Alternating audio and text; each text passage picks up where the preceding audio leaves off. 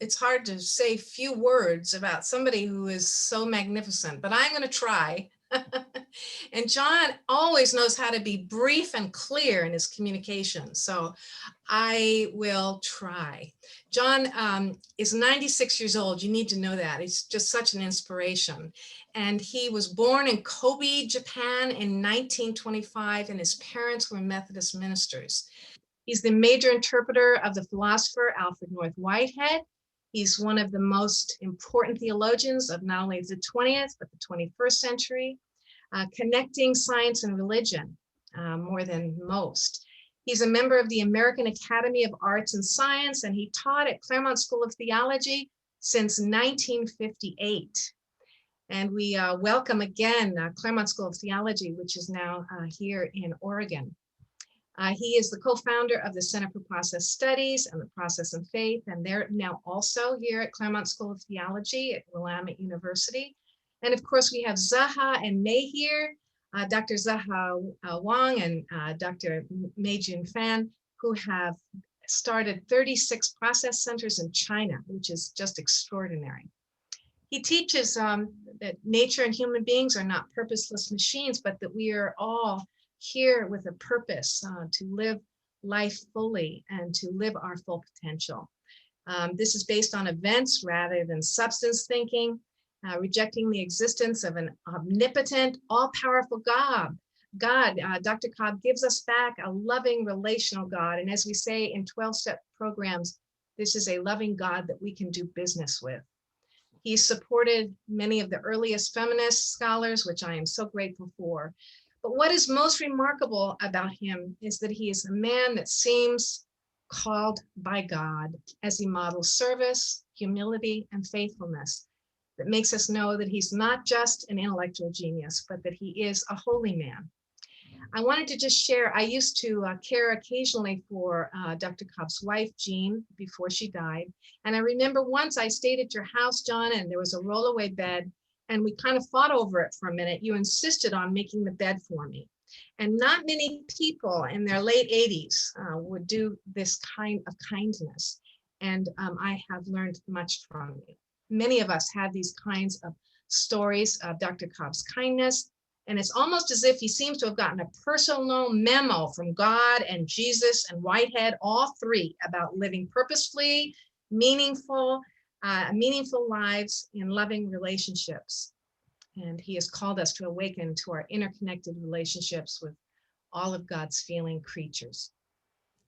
Like many, I had a raising of consciousness at the Seizing an Alternative Ecology Conference, and we began this church. And I wanted to just share, I wrote a long, involved email, one day, all the reasons what we should not do this church and why it was a bad idea. And in his succinct fashion, he wrote me back an email, which I have since printed out and I have on my altar. And it says, "Organizing a church was worthwhile, John." So thank you. If it wasn't for your encouragement, we wouldn't be here. And thank you for, during COVID, of joining us here on our Zoom worship. It's meant the world to us. And thank you for all of your faithfulness, John. And we hope on this Earth Day to follow in your footsteps as we follow you, following God and Jesus and Whitehead. So thank you, John. Kevin is going to read our scripture. Yes, this is from Genesis 1, starting with verse 24. Then God said, "Earth, bring forth all kinds of living soul, cattle, things that crawl, and wild animals of all kinds." So it was.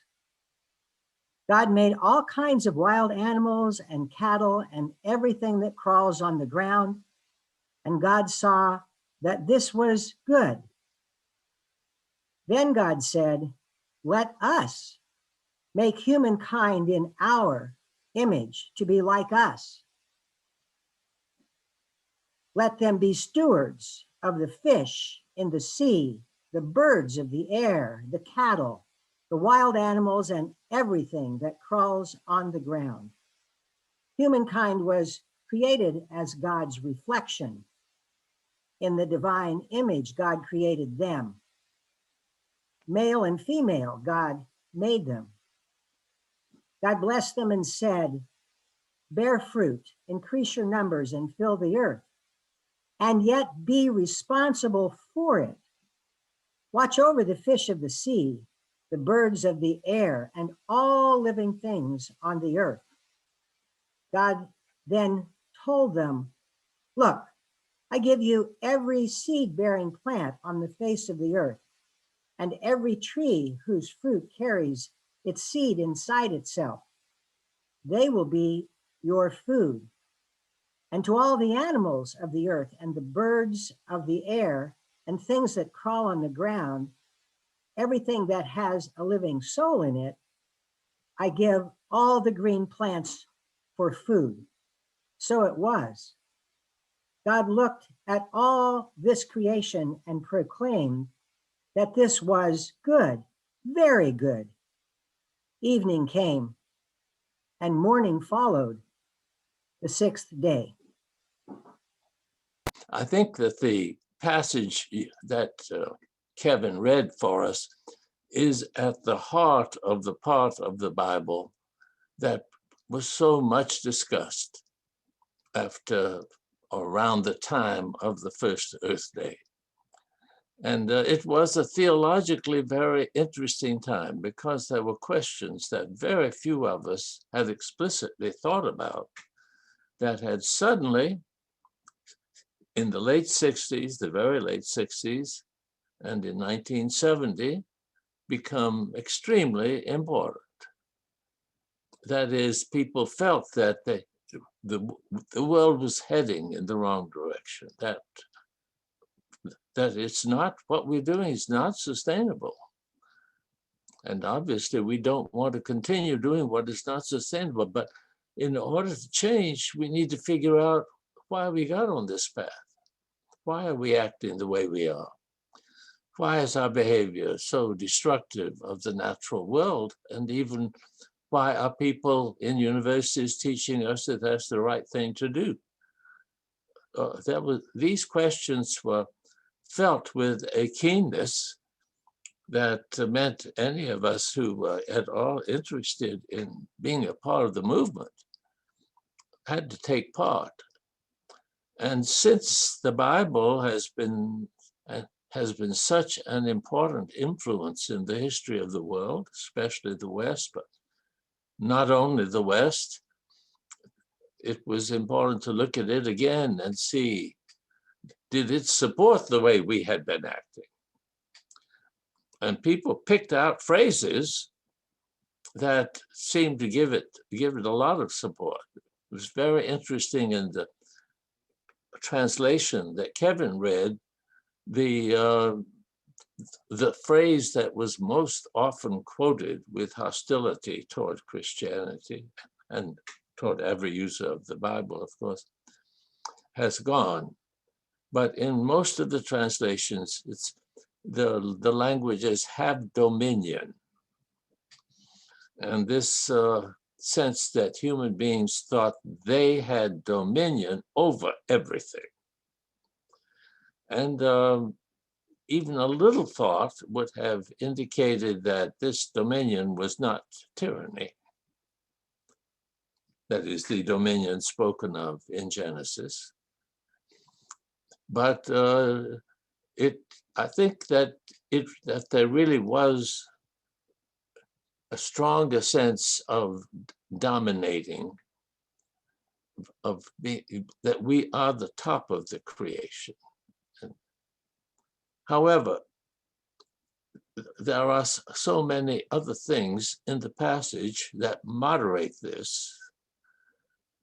And I want to just talk about what came to our attention in important ways that had not been much emphasized in theology until we realized that if not the Bible, then at least the Christian church had not been opposing the directions that we had gone.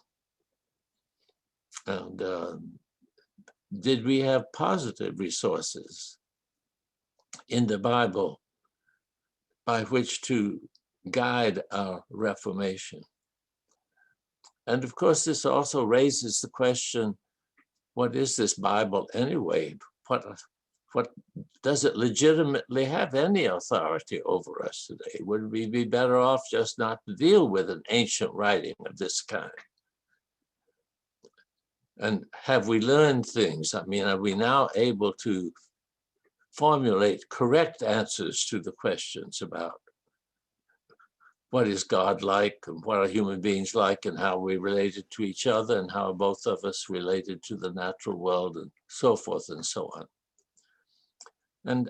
But as we studied this passage, and of course, this is not the only one, but it's the very beginning of the Bible was the part of it that drew our attention most in those days. But we saw lots of things about it that had not been noticed before. I didn't want to spend too much time reading, but if we began with the first verse, we discovered that it had been wrongly translated through most of Christian history. That had been discovered before then, but this became important for some of us. In the beginning, God created the heavens and the earth is the standard translation. But the real meaning of the Hebrew is when God began to create, there was already, the word chaos isn't used, but in terms of standard alternative views of creation, instead of creation out of nothing, which is what the previous translators over the centuries had imposed upon the Bible, it was really an order out of chaos. And these are two fundamentally different ways of understanding the role of God. One of them is God simply, without anything given, creating. And the other is God never acts except in a situation in which much is already determined. Have entirely different consequences for the problem of evil, for example. But so, in fact, the Hebrews, the ones who who produced this particular passage, saw that there was no other source for the ordering of things into valuable entities than God. But God was not creating out of nothing. God was creating out of what was given. Well, we could go into that in some detail. One of the things that one finds out very quickly when one studies these passages is that the notion of inerrancy and infallibility is just nonsense. Within the first 3 or 4 verses of Genesis, you are being asked to believe things that can't possibly be true. You are being asked to believe that day and night preceded the creation of the sun. But it couldn't have. I mean, a day has to do with the relationship of the planet to the sun. I mean, it's just not true. Okay, and there's a lot like that. So that the whole notion of inerrancy or infallibility of God having dictated this, and so we must accept every word of it.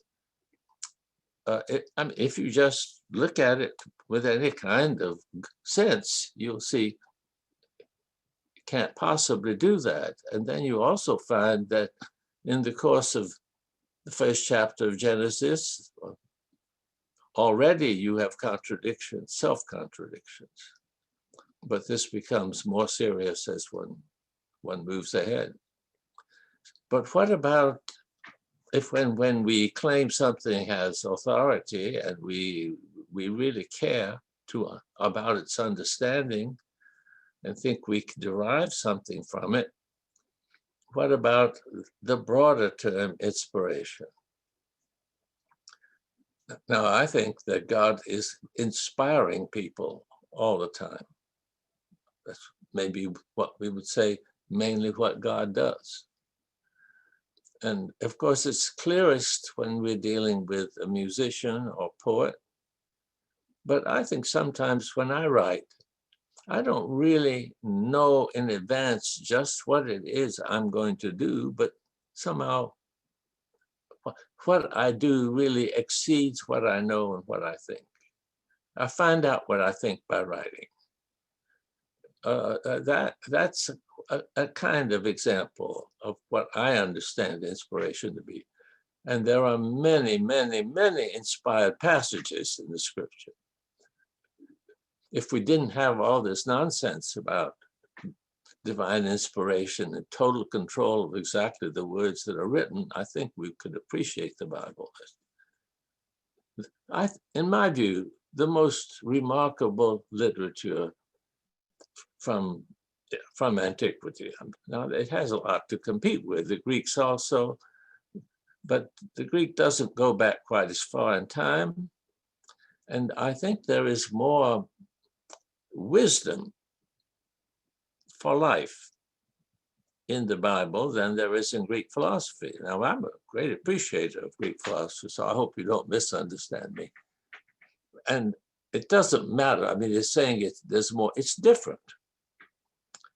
The Bible is a very different body of literature from that of any other culture. The same thing could be said of the Greeks, the same thing could be said of the Chinese.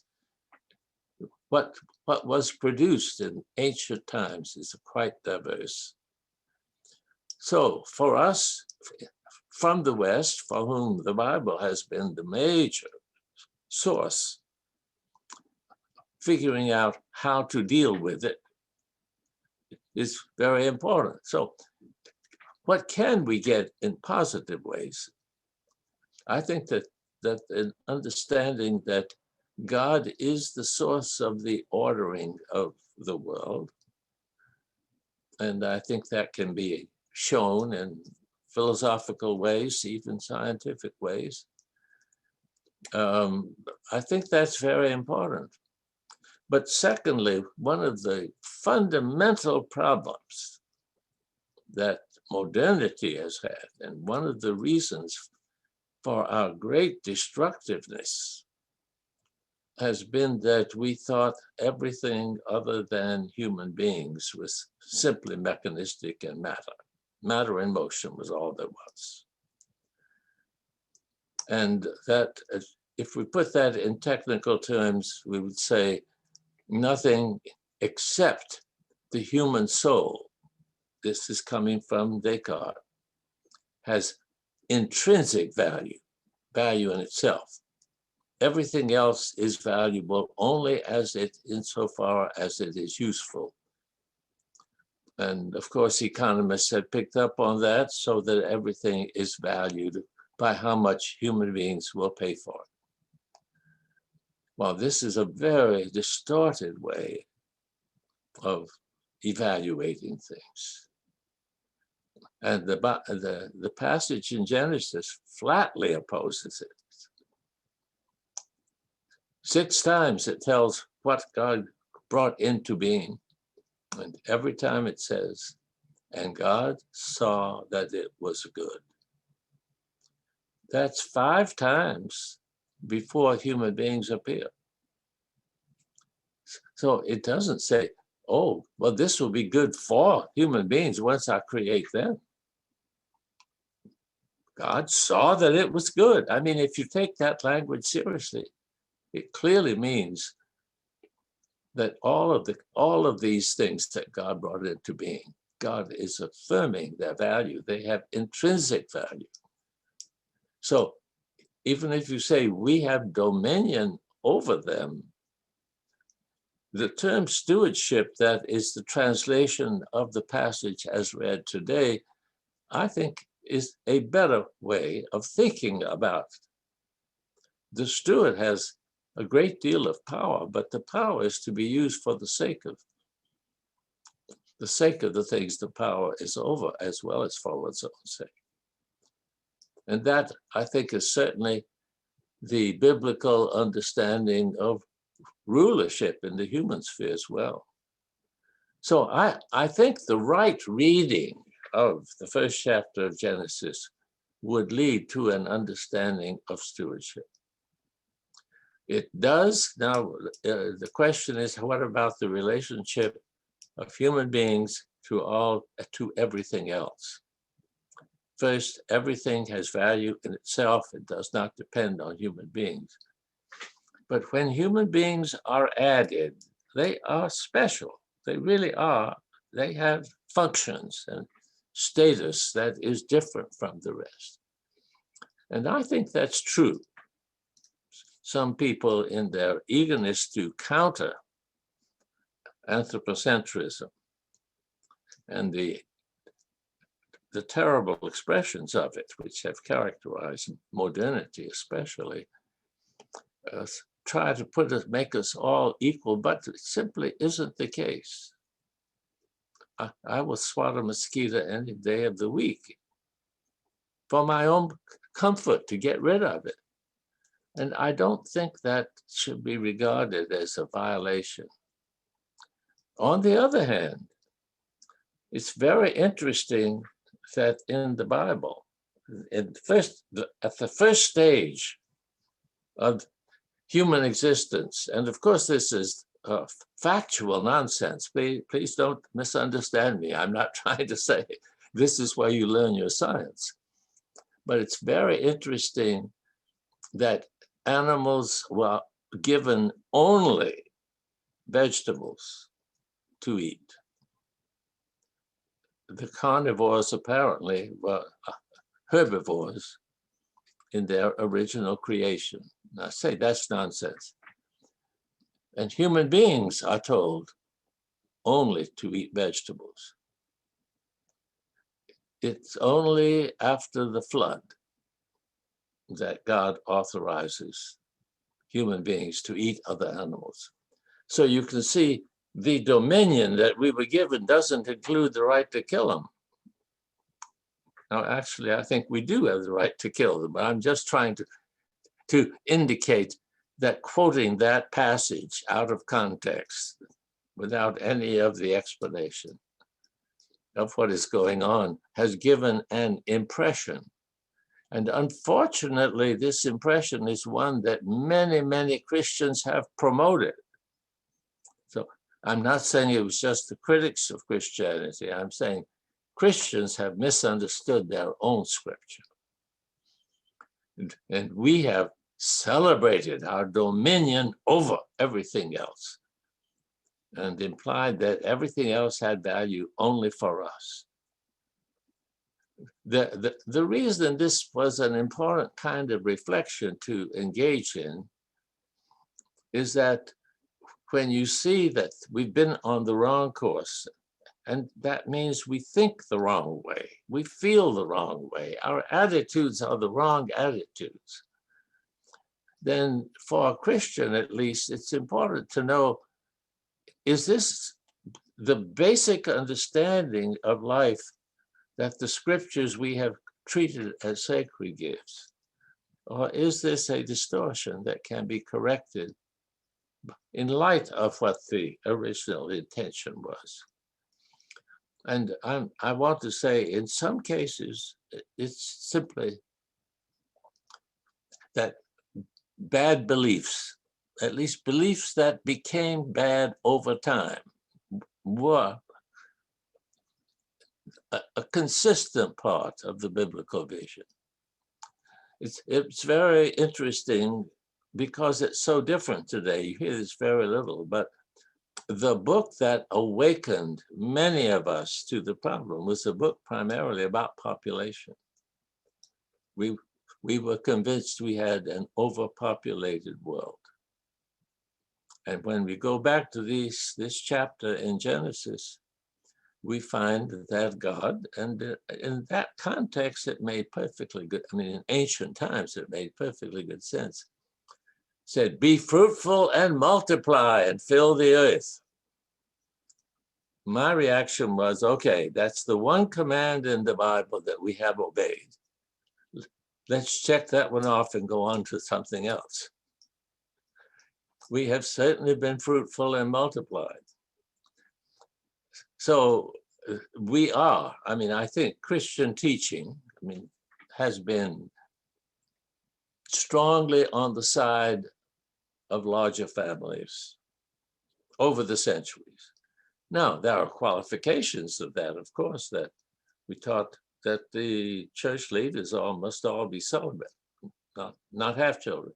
So it's not a very simple matter, but nevertheless, I would not defend the Bible by saying, oh no, they were very sensitive to the issue of when an area had as many people as it could handle. And then it was important not to keep on, because what you do is use up the resources beyond that, what is sustainable. I wouldn't pretend that I can find that in the Bible, okay? But that a teaching that made very good sense when the human population was maybe a few million people on this whole planet. And when it is pushing 8 billion, I think that the Bible certainly teaches us that one has to pay a little attention to what the reality is. Indeed, even in this story, we see that at each stage in creation, God is seeing what's there now, what can be done on the basis of that. And I think that historicalization of ethics, shall we say, that what is the best behavior under some circumstances, but in other circumstances is not good behavior. I think that this issue becomes important. If we go on a little bit further, we find that the first illustration of a virtuous human being in relating to the nature that God has created is Noah. And in Noah's case, you might say he exercised dominion over the animals. He didn't ask them whether they wanted to get on the ark. But nevertheless, he was being a good steward. It was for their sake, not for his private pleasure. I mean, of course, we mustn't take the story literally, but I can't imagine that to have every species of animal on the ship with me would lead to a pleasant voyage. So I don't think anyone, and the story is not presented as if this is Noah's doing this for the sake of human beings. God said all of these creatures are good, and Noah's task was to preserve them. And in the period of the first Earth Day, it would have been a little after that, I think, when people got Congress to pass legislation about preserving species. There was a lot of talk about Noah. He was politically important figure. I don't think most of you would remember that, but the fact that the Bible is so clear that God cares about the whole diversity, it's all important, means there's a lot in this passage. There's some things that are negative. I'm trying to make clear, I'm not saying we find all of our answers in the Bible. But the Bible is very clear that the vast complexity of the universe in which we live is good, that it's important to God, and that the extra power that we human beings have, our ability to control others, must be exercised for the sake of preserving that. So we could go on like this, but I hope you understand, I think this is an important use of ancient writings. And although I think there's terrible consequences come when we start declaring them to be sacred and inviolable and absolute. That's idolatrous. Nothing creaturely has those characters. But that there is profound wisdom there that modernity has flatly opposed. And modernity and flatly opposing them has led humanity to speed its way, drastically speed its way towards self-destruction. So I'm a very serious believer in the Bible. There is a wisdom there that we desperately need and cannot find as clearly formulated anywhere else.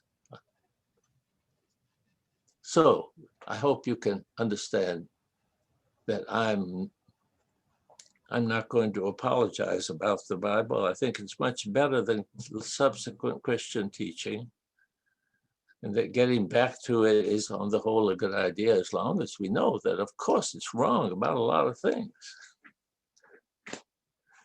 That's equally important, otherwise absurdity. One more thing, very important, perhaps the main reason for this whole story originally was to teach the Sabbath observance. And, you know, most of us just take for granted that time is organized in weeks. That's a very arbitrary. That time is organized in years, I think, is something that has always been recognized everywhere. But organizing in 7-day periods, which don't fit with month, with it you know, it's a very strange thing. So some of the things that can't come to us through the Bible have been preserved no matter how secular we become, but people don't know that the reason they're observed a week, 1 day of rest if they do, but in any case, a week that is structured there. That they don't know the reason for that is that God rested on the 7th day. And of course it isn't, but it is that the story says he was. Well, thank you for your attention, and I hope you will find the Bible an interesting book to read and study and try to figure out what is provided there. It's not a waste of time. Thanks. Thank you, Dr. Cobb. And we are going to sing a song that was inspired by your teaching by James Manley. Spirit, spirit of gentleness, blow through the wilderness, calling and free. Spirit, spirit of restlessness, stir me from placidness, wind, wind on the sea.